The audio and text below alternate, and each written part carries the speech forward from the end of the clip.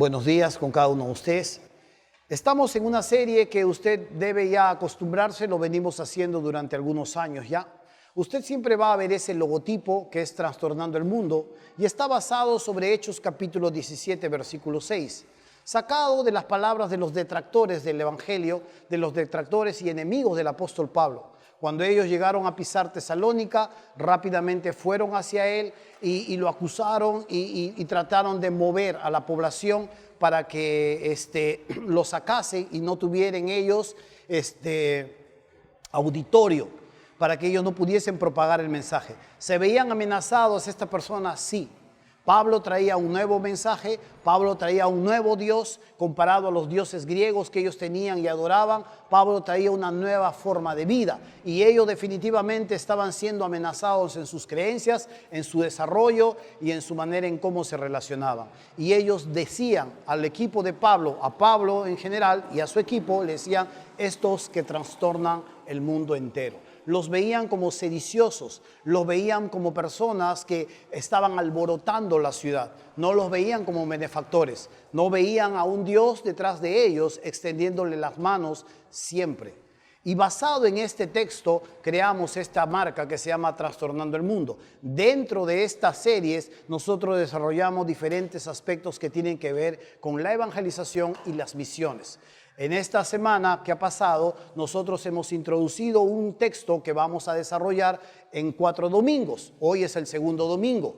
Y tiene que ver el texto que escribe Pablo a Tito, un colaborador suyo.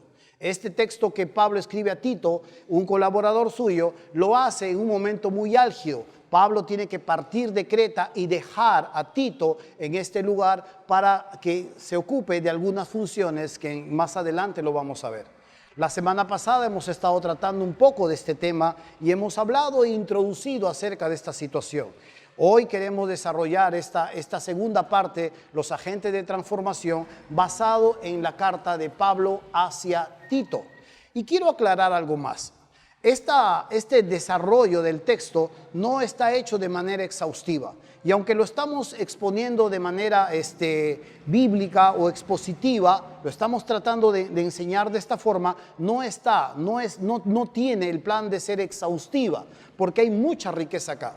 Cuando hablamos de los líderes, cuando hablamos de los pastores, cuando hablamos de los hogares cristianos y cuando hablamos aún de los ciudadanos de este mundo y que tienen influencia sobre los demás, no lo estamos haciendo de forma exhaustiva. Lo que queremos mirar es un ángulo en la estrategia del apóstol Pablo. Él quería establecer una red de iglesias en diferentes lugares a lo largo de toda la isla de Creta. Lo que usted está viendo aquí en imagen es la toma aérea de la isla de Creta. Hoy esta isla está ubicada frente a las costas de Libia. Pero ahí en estos tiempos que el apóstol Pablo visitó y probablemente plantó o llevó el evangelio, recuerde que esta población también había escuchado ya el evangelio. En Hechos capítulo 2 se dice que habían cretenses en el día de Pentecostés y que también recibieron a Cristo, escucharon el mensaje en su propio idioma. Eran judíos que eran oriundos en Creta, pero de raza judía, y que habían ido a Pentecostés y luego volvieron a su lugar. No se sabe exactamente a ciencia cierta cómo proliferaron estas iglesias, pero Pablo en su visita a este lugar deja a Tito allí para hacer algunos ajustes necesarios en medio de este lugar. Pablo miraba esta isla como estratégica porque daba lugar hacia diferentes puertos dentro de lo que era el mar Mediterráneo. Y Pablo la veía de esta forma, de manera estratégica, ubicada de tal forma que podía servir para la propagación del evangelio, para llevar la extensión del reino, no solo en Creta, sino en diferentes lugares a donde estos puertos tuvieran acceso. Pero habían 2 situaciones muy candentes dentro de esta iglesia. Vamos a abrir nuestras Biblias en el capítulo 1 de Tito, versículo 5. Capítulo 1, versículo 5. Si usted no tiene una Biblia, le prestamos con gusto una Biblia, solo si usted levanta su mano. Y vamos a llegar con una Biblia a su lugar. Levante su mano y vamos a entregarle una Biblia ahí. Capítulo 1. Versículo 5 dice así. ¿Llegamos? Muy bien. Versículo 5 dice así: por esta causa te dejé en Creta. El propósito, para que corrigieses lo deficiente y establecieses ancianos en cada ciudad, así como yo te mandé. Note este versículo, es un versículo clave aquí sobre el cual descansa también la carta. Y nos habla del propósito de por qué Tito se quedó en esta isla. Le dice la primera parte, para que corrigieses lo deficiente, y en la segunda parte, para que establecieses ancianos en cada ciudad. Esta era una iglesia incipiente, naciente, que no estaba desarrollada probablemente en su teología, en su doctrina, y tenía algunos problemas que tenían que ajustarse. Uno de estos problemas netamente tenía que verse con el carácter muy bajo que tenían los cretenses. En el versículo 12, si usted puede ver allí, dice: uno de ellos, su propio profeta, dijo: los cretenses, siempre mentirosos, malas bestias, glotones, ociosos. Este testimonio es verdadero, le dice Pablo a Tito. Por tanto, repréndelos duramente para que sean sanos en la fe. Uno de los grandes problemas que tenía esta isla era el carácter bajo de sus habitantes. Sus habitantes eran mercenarios o ex mercenarios. Un alto porcentaje dentro de esta isla eran personas que eran diestros para la guerra. Pero no necesariamente porque se enfrentaba la nación de Creta hacia otro lugar, sino porque se alquilaban por dinero para pelear guerras ajenas. Ellos podían matar, podían enfrentar situaciones, pero ellos se alquilaban. Eran personas de guerra, eran personas toscas, eran personas que de alguna u otra manera sirvieron para la muerte como instrumentos. Y cuando ellos se asientan en su ciudad, hay algo que queda dentro de sus hábitos, dentro de su propia vida. Esta era una de las cosas que estaban habiendo problemas dentro de la iglesia. Los cretenses eran conocidos de esta manera. Versículo 12 dice uno de los escritores cretenses, Epiménides, dice que ellos eran siempre mentirosos, malas bestias, glotones, ociosos. Y Pablo en el versículo 13 dice: este testimonio es verdadero.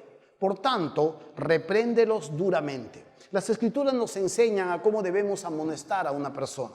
Las escrituras nos enseñan a poder amar al débil en la fe. Las escrituras nos enseñan a esperar a las personas que muchas veces aún todavía no entienden toda la doctrina. Pero hay momentos que las escrituras nos enseñan que hay cosas que no se pueden suavizar o no se pueden confrontar con un Dios te bendiga, sino que tienen que ser confrontados de una manera frontal frente al pecado o los hábitos que una persona puede estar cometiendo. Esta era la situación de Creta. Las ciudades en Creta eran inseguras. Una de las cosas muy sobresalientes que hablan otros escritores hablan que eran avariciosos, y otros se notaba que en la iglesia de Creta eran diestros guerreros, pero eran borrachos. Una de las cosas que usted va a ver en los ancianos y las ancianas es que sus requisitos eran que no sean borrachos. El carácter de esta gente definitivamente estaba muy manoseada. Los hábitos de esta gente definitivamente tenían mucho que desear. Y Creta ahora, como lugar estratégico para la plantación de nuevas iglesias, para el alcance de nuevos momentos, definitivamente no servía tal como estaba. Otra de la problemática que estaba sucediendo en Creta lo encontramos en el versículo 10. Dice: porque hay aún muchos contumaces, habladores de vanidades y engañadores, mayormente los de la circuncisión. Los de la circuncisión eran judíos. Y ojo, no vaya a pensar que estas personas habían venido de otro lugar. No, eran personas nacidas en esta iglesia. Recuerde que algunos de ellos estaban en Pentecostés, judíos piadosos, y que luego regresaron. La deformación que estaban haciendo dentro de esta iglesia era que para poder llegar a la salvación tenían que circuncidarse, si no, no podían ser salvos. Y la circuncisión, usted sabe o no lo sabe, tiene que ver con cortar el prepucio del órgano viril del ser humano o del hombre para poder tener un pacto con Dios. Esta era la forma como celebraban el pacto. Cuando el niño nacía, a los 8 días de nacido, lo circuncidaban y se celebraba el pacto entre Dios y el pueblo de Israel. Y ellos, ahora en una nueva vida, aún todavía no se habían olvidado de esta práctica. Y dentro de la iglesia estaba sucediendo esto. Por eso es que Pablo habla de estas personas. Habladores de vanidades, dice el versículo 10, y engañadores, mayormente los de la circuncisión. Ojo, habían otro tipo de enseñanza, porque dice mayormente. O sea, una gran cantidad sí eran judaizantes o personas adeptos a lo que era la práctica de la circuncisión. Versículo 11 dice, a los cuales es preciso tapar la boca, porque trastornan o que trastornan casas enteras, enseñando por ganancia deshonesta lo que no conviene. Por eso Pablo le dice en el capítulo 2, versículo 1, le dice a Tito, pero tú habla lo que está de acuerdo con la sana doctrina. Tápales la boca a ellos, pero tú habla. No dejes que estas personas ejerzan influencia con sus malas enseñanzas, pero tú habla lo que está de acuerdo con la sana doctrina.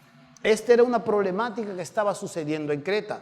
Es por eso que cuando usted mire en el versículo 2 del capítulo 1 dice, en la esperanza de la vida eterna, la cual Dios, que no miente, prometió desde antes del principio de los siglos. Los cretenses eran conocidos como mentirosos. Y una de las cosas que decían ellos es que Zeus había nacido en esta isla y que allí también estaba su tumba. Y aunque no lo podían probar porque esto era una mitología griega, definitivamente aseveraban y eran vistos de manera sarcástica como mentirosos. Por eso es que sus escritores hablaban en esta característica especial de ellos. Una de las palabras acuñadas para ellos era cretizo, de cretense, para llamar a una persona mentirosa. Los cretenses tenían acuñada, por así decirlo, una chapa que eran los cretizos, mentirosos, así como los corintios, una población tirada a la lujuria, a la disolución, se les llamaba también coriantizar. Eran también conocidos por esta vida disoluta. Estas poblaciones tenían definitivamente un referente muy claro en sus vidas, una marca sobre las cuales la gente los podía conocer como personas que no vivían una vida noble. Pero aquí estamos. Pablo va a hablar de este Dios que no miente en comparación al Dios local de este lugar. El Dios local de este lugar era Zeus, y Zeus era conocido normalmente por embaucar a las jovencitas, a las mujeres, disfrazarse y tratar de alguna manera dejar un legado, embarazarlas. Zeus era conocido por ser muy astuto y por ser mentiroso, embaucador. Era un Dios con el carácter de un ser humano definitivamente. Pero Pablo habla en contraposición a este Dios mentiroso, el Dios que no miente. El Dios que promete algo, el Dios que dice la palabra en Números, dice, es el Dios que dijo y se hace. Porque Dios no es hijo de hombre para que mienta, ¿sí? Lo que Él dice se lleva a cabo. Y esto es lo que está afrontando en este momento Tito. Tito era una de las personas listas para trabajar en la obra. Él se ocupaba de las partes más álgidas o más difíciles. Tito fue enviado a Corintio para poder sanar una iglesia que también estaba en problemas. Y ahora dejado en Creta, Tito era parte del equipo de Pablo. Así como Timoteo estaba en Éfeso, Pablo tenía una variable de hombres que le acompañaban en su labor. Así como Jesús no solamente tenía hombres, sino también mujeres que le seguían en sus campañas misioneras de avance, Pablo también tenía un médico, por ejemplo, Lucas, tenía un abogado, Cenas. A veces pensamos que Pablo tenía un abogado, era Cenas, en la carta acá mismo dice el intérprete de la ley, tenía un abogado. Pablo tenía un cantante, Silas. Pablo tenía un buen predicador, Apolos. Pablo tenía gente que pertenecía a un buen equipo.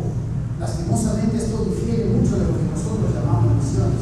Aquí lo enviamos a él y a su esposa a la gracia del Señor. No te olvides de enviar su dinero y llorar por él. Y cuando puedas vamos y meditamos. Esto no es misiones. Esto no es misiones. Hemos aprendido una forma de misiones de esta manera, pero definitivamente esas dos personas están luchando en un campo de batalla donde muchas veces el demonio tiene fuertes fortalezas. Es una parte de las misiones, porque aunque no todos podemos ir, por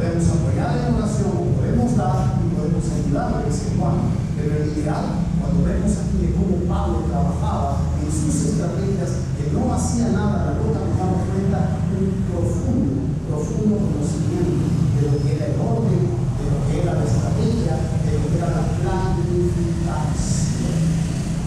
No vemos nada valor. Y Tito tiene que enfrentarse con estas cosas. Tiene un carácter mucho más fuerte, mucho más armado, mucho más concreto para poder afrontar situaciones difíciles. Timoteo más bien tenía que a veces ser animado. Y muchas veces a Timoteo tenía que decirle: aviva el fuego de donde Dios está. Oye, pelea como soldado. Timoteo, el labrador, para poder participar de los frutos, primero tiene que trabajar. Ten cuidado de ti mismo, le dicen a Timoteo. No vemos estas exhortaciones aquí. Tito era dejado para las cosas difíciles, y aquí lo vemos. Uno de los problemas también que podemos ver es que las iglesias eran nacientes y necesitaban ser estructuradas, necesitaban encontrar el orden para que puedan desarrollarse. ¿Saben? En el mismo versículo 5 se nos muestra la otra realidad. Por esta causa te dejé en Creta, le dice, para que corrigieses lo deficiente y establecieses ancianos en cada ciudad. Esta es la segunda parte. Esta es la segunda situación en la que Pablo tenía que trabajar.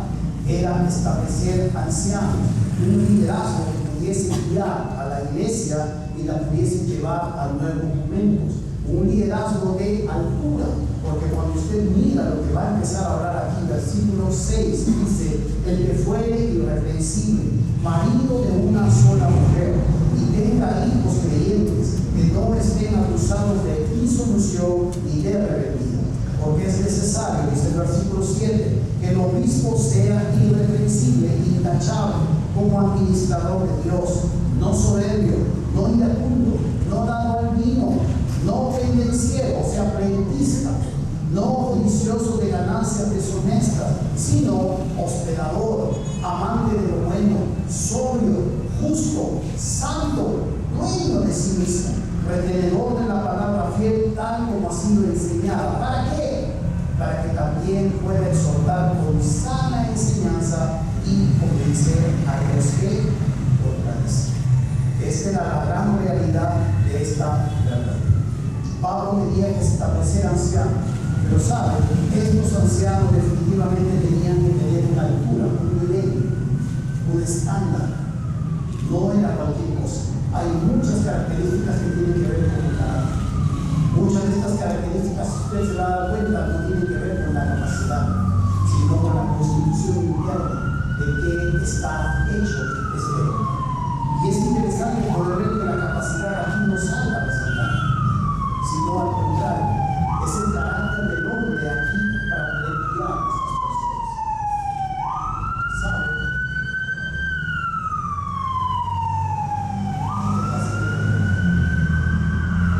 Algo más que podemos ver en el capítulo 2, versículo 7.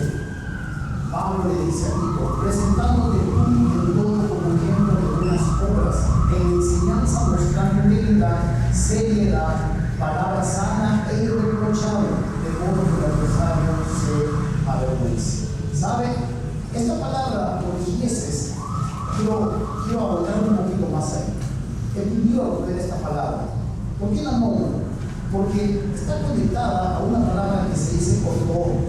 Esta palabra tiene que ver con lo que ahora nosotros conocemos como ortodoxia, que es la corrección de las malformaciones dentales o el enderezamiento de dientes torcidos.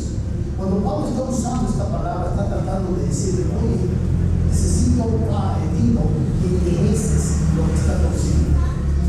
No era una iglesia que no tenía al Señor, la tenían al Señor, pero sus hábitos les estaban ganando. La vieja y antigua vida no había sido renovada. Y Pablo va a tener que enderezar, Pablo va a tener que volver al lugar, Pablo va a tener que de alguna manera enseñar, mostrar con su propio ejemplo para que la iglesia pueda continuar, porque había un peligro, y este peligro era que el evangelio se está perdiendo. Que el lugar estratégico donde habían sido plantadas estas iglesias no prospere. Que la manera y el alcance de la obra, el alcance del reino hacia otras latitudes no vaya. Y esta era una realidad que necesitaba ser rápidamente tratada. La pérdida de efectividad, la poca influencia, barrio o en otras latitudes, no es un problema de Dios, es un problema de la iglesia. Cuando una iglesia no tiene efectividad, cuando una iglesia no tiene alcance, cuando usted ve que no nacen nuevas iglesias, que en estas iglesias, o no se levantan nuevos obreros, no es problema de Dios. Lo más fácil es decirle a Dios y orarle a Dios y pedirle a Dios. Pero muchas veces esto no reside en un problema con Dios. Esto reside muchas veces en el carácter de cómo la iglesia está constituida. Sus miembros muchas veces están mirando hacia otro lugar. Sus miembros están enfocados en otras situaciones. Han perdido el norte. Y esto es lo que Pablo está hablando aquí. Enderézalos, corrige lo deficiente, nombra líderes de altura y permite que los hogares empiecen a alcanzar la eficacia necesaria. ¿Sabe? Es que por eso las escrituras nos dicen que por gracia somos salvos por medio de la fe. Este versículo lo sabemos de memoria. Y esto dice no es de nosotros. Esto no nace con nosotros. Es un don de Dios. No hemos sido salvados por obras, porque lo que no busca Dios es que nadie se jacte o se gloríe en su presencia. Al contrario, somos hechura suya, dice, creados en Cristo Jesús para buenas obras, las cuales Dios preparó de antemano para que pudiésemos andar en ellas. Dios ha diseñado ya todas estas buenas obras, y las buenas obras definitivamente es algo que nosotros necesitamos recordar. Las buenas obras es la vestimenta de Cristo. Las buenas obras es el adorno que llevamos colgado en nuestro cuello. Las buenas obras son lo que grita la identidad, lo que grita la identidad de un hijo de Dios. Estas son las buenas obras. Las buenas obras son las que dicen, oye, soy un hijo de Dios. Oye, mira mi vestimenta. Puedes reconocerme, sí, soy cristiano. ¿Por qué te reconocen? Por las buenas obras. Y las buenas obras tienen muchos matices. Desde dar de comer a una persona que está hambrienta, hasta vestir o apoyar a las misiones, o hasta evangelizar, o hasta aconsejar, o hasta visitar a un enfermo.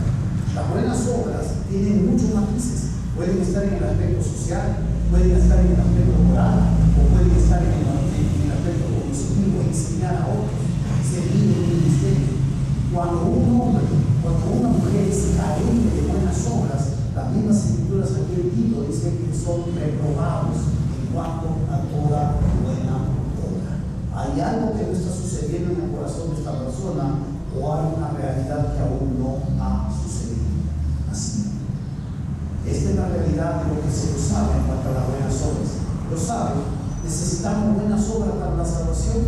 La semana pasada dejamos incrustado esta verdad. O dejamos incrustado esta pregunta. ¿Necesitamos salvación? Sí.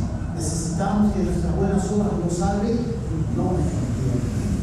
No necesitamos que nuestras buenas obras nos salven. Las buenas obras de Jesús han hecho que nosotros podamos ser justicia de Dios. Entonces, cuando Pablo está tratando de llevar a esta iglesia a un nuevo momento, lo está empezando de adentro hacia afuera. Primero empieza con los líderes. De ahí vamos a ir viendo la próxima semana los hogares piadosos, y ahí va a estar hablando a los ciudadanos de este reino. Alguien estaba trabajando ahí, no me dejaba trabajar. Pero luego tenemos a los hogares piadosos, y después estamos viendo a los ciudadanos cuando empiezan a influenciar hacia otras latitudes. Esta es la manera en cómo Pablo está trabajando y está mostrando la forma en cómo ha de hacer su obra. ¿Saben? Hay algo más que necesitamos. Nuestras buenas obras no necesariamente son aceptadas por Dios cuando nosotros no tenemos a Cristo. Y esto lo hago para poder aclarar un poco más esto. Cuando queremos ofrecer a Dios una buena obra, pero somos aún esclavos del pecado, Dios no acepta esta buena obra. Dios no la acepta. Porque nuestras manos, dice la Escritura, están manchadas. Dice, pero vuestras iniquidades han hecho división entre vosotros y vuestro Dios. Y vuestros pecados han hecho ocultar de vosotros su rostro para no oír. Porque vuestras manos están contaminadas de sangre, y vuestros dedos de iniquidad, y vuestros labios pronuncian mentira. Habla maldad vuestra lengua. Querer ofrecerle a Dios una buena obra, querer ganarnos el favor delante del Señor a través de una buena obra sin Cristo en nuestro corazón, definitivamente no.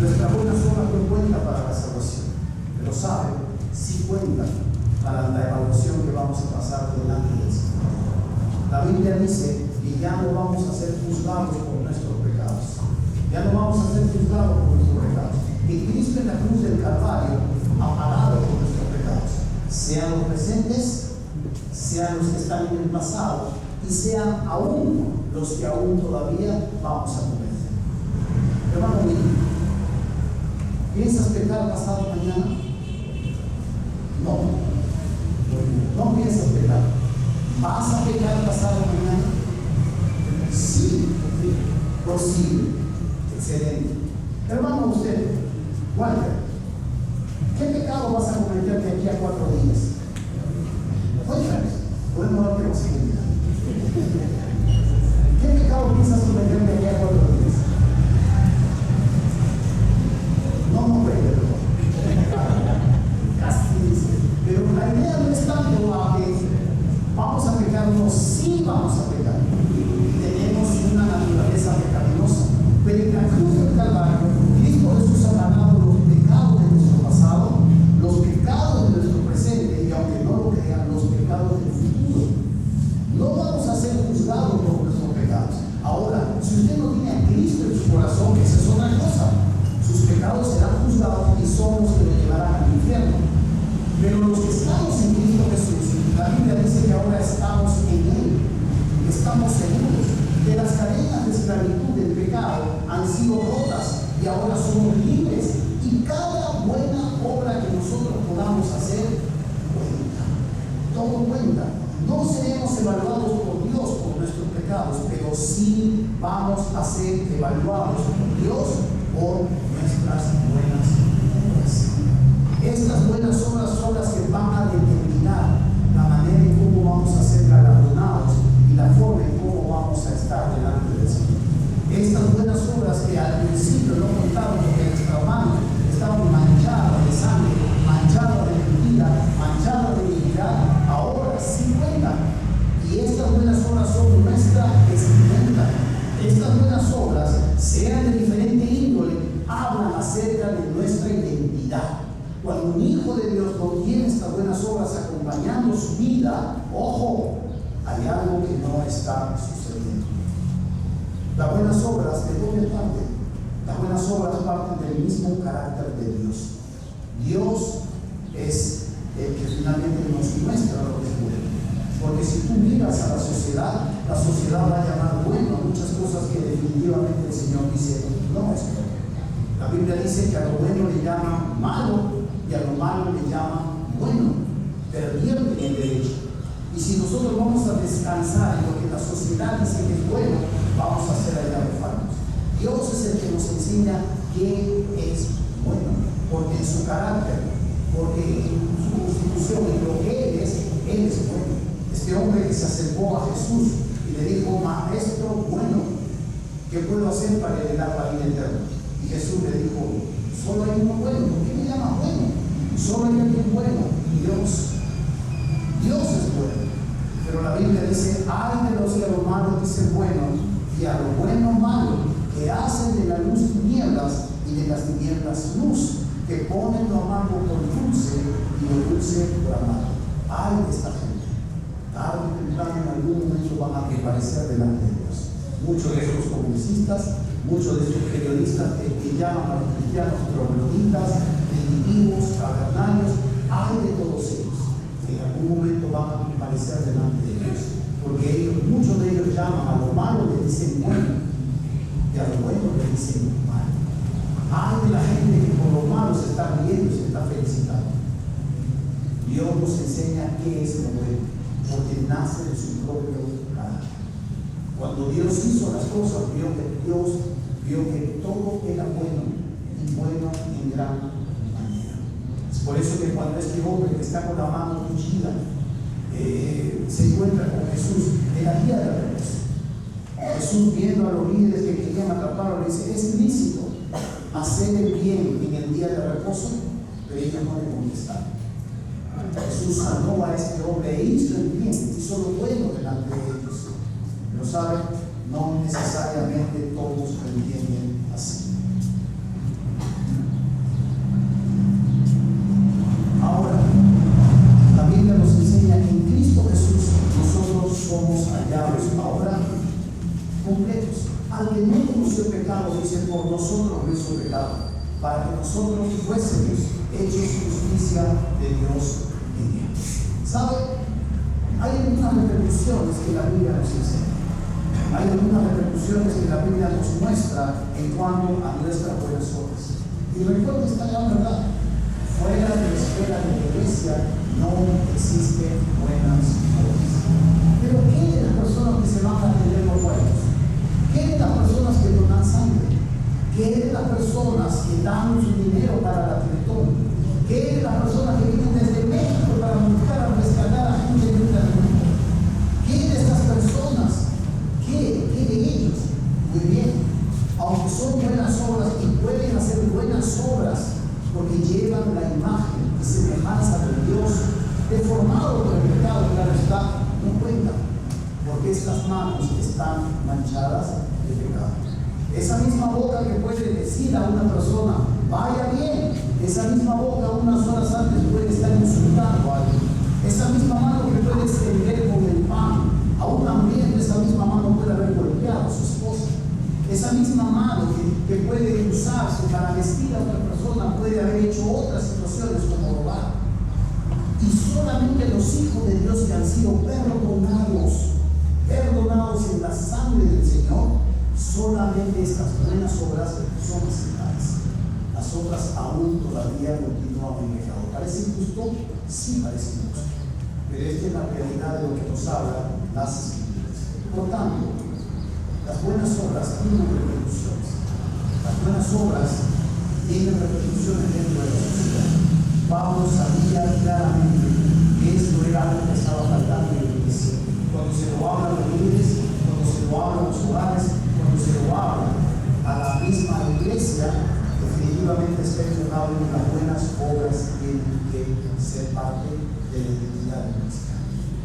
Quiero ver tres repercusiones.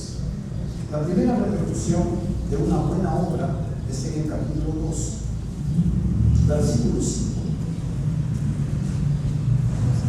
Dice así: hacer prudentes, castas, cuidadosas de su casa, buenas, sujetas a sus maridos, para que la palabra de Dios no sea blasfemada. Aquí el apóstol Pablo está hablando al hogar. En el versículo 1 ha hablado a los ancianos, versículo 3 habla a las ancianas, y el versículo 4 enseñan a las mujeres jóvenes a amar a sus maridos y a sus hijos, a ser prudentes, les dice, castas, cuidadosas de su casa, buenas, sujetas a sus maridos. ¿Qué repercusión tendrá ese tipo de conducta, esas buenas obras dentro de la sociedad, para que la palabra de Dios no sea blasfemada? Pablo se centra en el núcleo humano, aunque muy pequeño, tiene grandes repercusiones.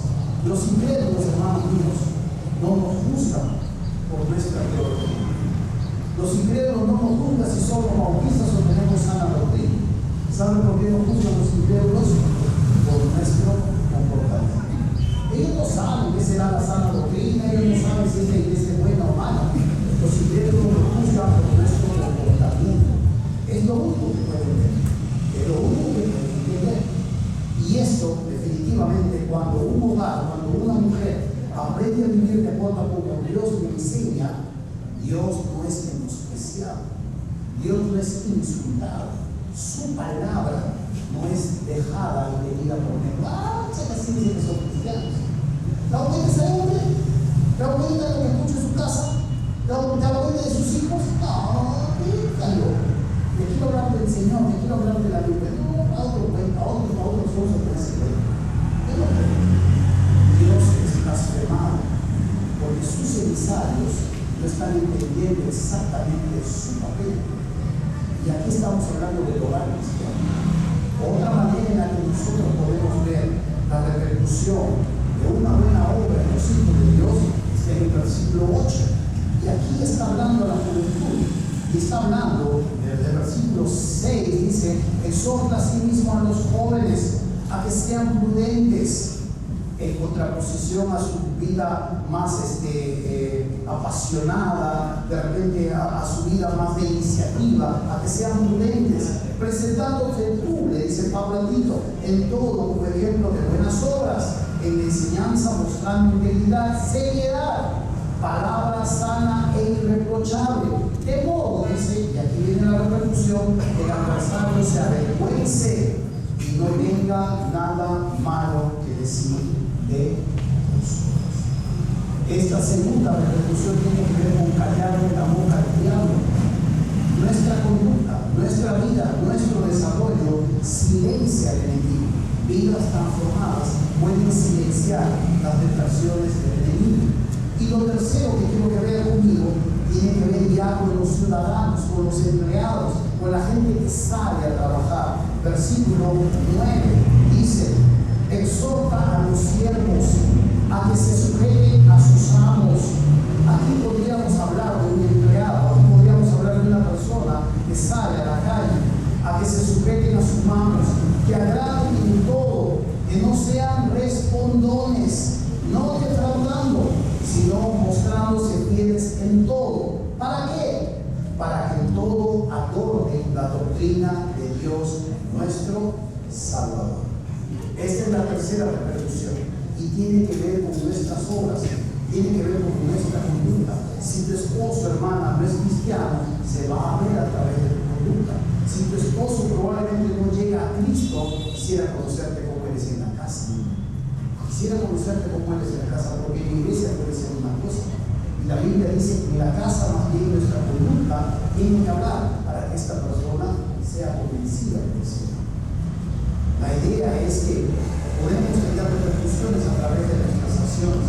Nosotros no somos como el dinero es neutral. Nosotros sí o sí causamos una influencia, o para bien o para mal. Pero sí o sí causamos influencia. Y esto es una verdad. La Biblia aquí nos dice en el versículo 10: para que adornen en todo, o para que en todo adornen la doctrina de nuestro Dios. Esta palabra adornen es también una palabra muy interesante, cosmeo, de donde se deriva la palabra cosmético. Pablo está diciendo que nuestro comportamiento, nuestra vida, nuestro desarrollo, la manera en cómo nos relacionamos en el trabajo, la manera en cómo respondemos a nuestro jefe, la manera en cómo respetamos a nuestro profe o a nuestros auxiliares, la manera en cómo hacemos nuestra vida afuera de la iglesia, adorna, le pinta el labio, le pone un collar, le pone chapas, de alguna manera lo embellece al mensaje que tú ya vives. Así como las mujeres, por ejemplo, se pintan sus labios, se pintan sus ojos, aquí verde, rosado, morado, tienen algunas sombras, sus ojitos se tienen negros, sus pestañas bien depiladas, se adornan, hacen mayor hincapié en la belleza que ya tienen. En el tiempo de los griegos, los hombres también usaban estos cosméticos para representaciones teatrales y cosas por el estilo. Pero lo que está tratando de decir Pablo es que adornen el comportamiento, adornen la enseñanza, adornen su identidad a través de su propio comportamiento. ¿Qué hace de una persona más agradable? ¿Qué hace que una persona sea más atractiva? Una persona que se para quejando en su trabajo o una persona que más bien es proactiva. A mí, en lugar de estar quejándose, busca una solución. ¿Qué hace de una persona más atractiva en su trabajo? Una persona que está buscando el chisme. Oye, ¿sabes que se está metiendo con otro? Oye, mira, nuestro jefe vendió con otro carro. ¿Cómo estará robando? Una persona, en lugar de ser chismoso, estar causando división en un trabajo, más bien ser una persona que está construyendo, prudente, con sus labios. ¿Qué hace más atractivo una persona? Un empleado que es rebelde, que constantemente dice: oye, tienes que levantar esa caja. Levanta la cruz, no, pues la levante otra. O una persona que definitivamente obedece a las instrucciones que le pueden dar. ¿Qué hace más intuitivo una persona? ¿Qué hace más atractivo? Una persona honesta, que es transparente en su trabajo, que tiene iniciativa, que no para quejándose, o una persona que constantemente para reclamando y reclamando y reclamando y constantemente está poniendo en disección todo eso. Yo tengo un amigo, yo siempre le digo a este amigo: haz tu propio negocio. Si tú verdaderamente quieres durar en un trabajo, haz tu propio negocio. tú no estás para ser empleado, digo, crea tu propio negocio. Pero no, me dice que esto, que lo otro, haz tu propio negocio para que tú seas tu jefe, porque nadie te cuadra de ti. Todos hacen mal, todos están mal, tú eres el único que está bien. No le digo porque no estoy mirando, pero ¿cómo se llama? Yo le digo, crea tu propio negocio para que tú seas tu propio jefe, le digo, porque nadie está bien. Un día me recuerdo, había adquirido un trabajo ya. Yo le digo, ¿y qué tal? ¿Cómo te está yendo? Ahí más o menos me dice, hoy sigues en la chamba. No, ya no estoy en la chamba. Definitivamente no era la voluntad de Dios. La voluntad de Dios, yo seguro que ya existe problema, un poquito más o menos. Es una persona que definitivamente no está abandonando lo que vive. Sus hechos están a distancia, a años luz de cómo se desenvuelve, a cómo es lo que vive. Esta persona definitivamente no está haciendo un favor al Señor, no está llevando a través de su propio testimonio, como nosotros lo conocemos, adornando una enseñanza que se supone escucha, que entiende y vive y debe vivir a lo largo de la vida. ¿Sabe, hermano mío? No es lo que nosotros decimos, sino lo que hacemos, que las personas entienden claramente la clase de vida de nosotros.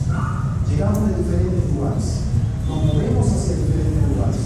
Nos vamos hacia el mercado, nos vamos hacia los estudios, nos vamos hacia los negocios, nos vamos hacia el colegio. Algunos de ustedes pertenecen a la PAPA, algunos son presidentes, otros son secretarios. No me imagino que se están peleando por un sol en la PAPA. O sí. Hay las hermanas que están haciendo eso. Porque ¿sabes qué? Estas personas no dicen, así se están cristianos.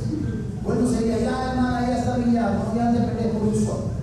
Bueno sería que diga, ya está bien, queda ahí. Cuando tú le vas a decir, así se que son cristianos. Y nomás ha empezado a decir, ¿quién será su pastor? No dice que eso. Pero está hablando. Así dice que son cristianos. ¿Cómo? ¿Quién cree en Jesús? ¿Quién es esa persona? Y esto es lo que está pasando, a grosso modo, lo que el apóstol Pablo está tratando de solucionar. Quieren alcanzar el mundo objetivo, quieren ir hacia nuevas latitudes, pero la sanidad tiene que empezar en casa. Tiene que empezar desde el liderazgo, tiene que ser de todo, tiene que tener altura. Cuando vamos a hablar de repercusión hacia otras latitudes, primero necesitamos ver nuestras casas, primero necesitamos ver el amor de nuestra iglesia, necesitamos ver las diferentes situaciones sobre las que nosotros a veces tenemos que subir. La Biblia nos enseña a través de esta carta que el apóstol Pablo tendría que primero decirle a Dios, son ustedes los problemas, endereza estos huesos, endereza estas conductas, porque de otra manera no habrá repercusión sobre el mundo. Igual nosotros podemos hablar de visiones, y es por eso que yo trato de evitar lo que creo que vamos. No solamente tenemos que estar enfocados en la forma, sino también en el fondo. No solamente podemos decir, hay que evangelizar. Muy bien, estás orando por ellos, estás tocando los pies por ellos. Tu comportamiento, tu vida, tu desarrollo en la iglesia se puede ver o solo se ve cuando tenemos esa vida. Tu comportamiento, tu vida se puede ver a través de tus negocios, a través de tus relaciones. ¿Adornas la doctrina o solamente cantas al Señor y dices que todo el mundo conozca a Jesús? La sanidad tiene que empezar desde el número más pequeño, desde un líder en la iglesia, los pastores en la iglesia, en el hogar, desde la madre, el padre, cómo vamos a incluir a los demás. Y en la iglesia, en el momento en cómo somos ciudadanos. Esto es lo que somos, agentes de transformación. Cuando esto no ha sucedido, la transformación no ejerce influencia. No somos como un dinero que puede ser neutral. Somos personas que ejercemos influencia, o para bien o para mal. La gente puede difamar a Dios como puede decirle gloria a Dios. No podemos estar en medio, no somos neutrales. Por tanto, hermano mío, las buenas obras es algo que tiene que resaltar en nuestras vidas. Son nuestra vestimenta. Las buenas obras es la vestimenta de un cristiano. Las buenas obras son el adorno que llevamos día a día en nuestro cuerpo. O las buenas obras es la identidad que grita, yo soy el hijo de Dios. Cuando esto no sucede, hay algo que no ha pasado o algo que no está sucediendo en su vida. Meditemos en esto. Permitamos que sea Dios que pueda ir guiándonos poco a poco. La próxima semana continuaremos con estas ideas. Por ahora